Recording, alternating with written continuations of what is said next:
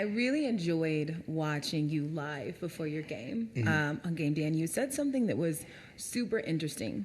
You said, Shedeur doesn't get the respect he deserves because he's my son. Can you just elaborate more on what you mean by that? Yeah, even coming out, if they would have just looked at him coming out of high school as a quarterback and he wasn't attached to me, he probably would have been a 5 stars.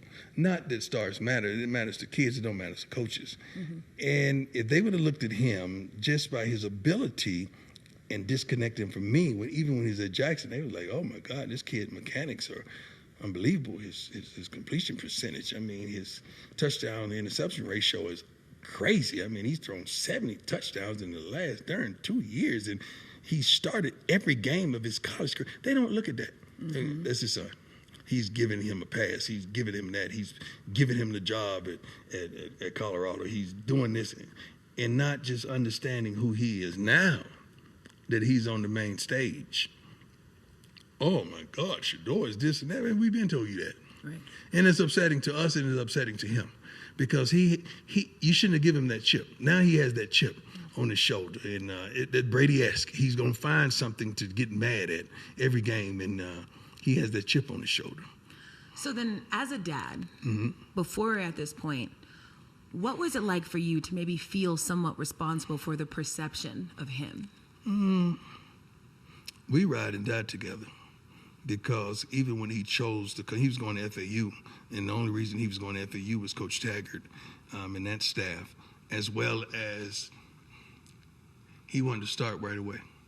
He didn't want to sit on no bench. He said, Dad, how am I going to get better sitting on the bench? And I told him that you don't get better sitting on the bench.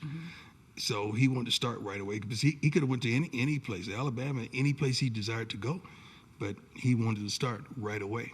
So just having him ride with me and we having that conversation, finally around the house one day, he said, hey, look at dog, we going to talk about this or we just going to play like it ain't there? I said, let's talk about it because I never wanted to say, hey, you going with me. So I wanted him to make that decision. He said, we going to do this or not? I said, cool. He said, it's going to cost you a car, though. I said, so you going to hit your daddy up. So you going to hit your own daddy up? Yeah. I saw that clip of you talking with your sons, and there was a joke about, okay, what if Shedeur leaves? What if he goes to NFL? Yeah, we don't want to talk about that.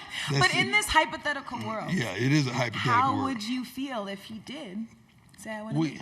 You got to understand now, you know that we're never caught off guard on anything. And Daddy has been around the block a couple times. So we've discussed every possible scenario that can be had with both of my sons. Well, all 3 of my sons, because Junior, he's going to be up there photographing it and doing his thing with it. So we've talked about everything. It's no surprises under the sun with us. So I guess I'm curious for you, what do you have to see from a player to say, okay, they are ready to make that jump? It's not about what I'm seeing from them. It's about a whole lot of other things. Teams, position, round projection, all of that plays a role. Because now with NIL and who they are, shoot, you could make just as much money here as you can there. Unless you, one of the first 5 picks, but Shedeur don't want to be two to nobody. He don't get down like that. So, people projecting him behind, Caleb Williams, and Caleb Williams is phenomenal. But Shedeur ain't no backseat rider. He ain't, he drive his Maybach. He don't have a drive advantage. He drives it. Yeah. The moment you knew he was really good. 7. What did you see at 7, as well as Shilo, because in my phone, he's up on the grown. He's a grown man. He's very mature for his age. He's always been calm, cool, and collected. He was checking off at 7 years old, and Daddy was over there calling the plays for him and grooming him, and I taught him all defenses first, so he knew cover 2, especially in youth league. They ain't playing but cover 3, cover 2, and he was checking off, getting the ball down the field like in no time. That's why we didn't flinch last week.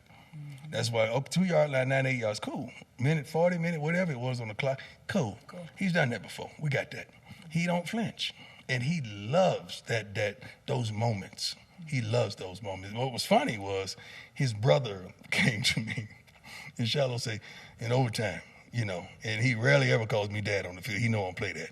He's like, Dad, you putting the defense out there first? I said, y'all ain't stopping nobody all day. Your brother going out there, and I know what he gonna do. I mean, that was the attitude.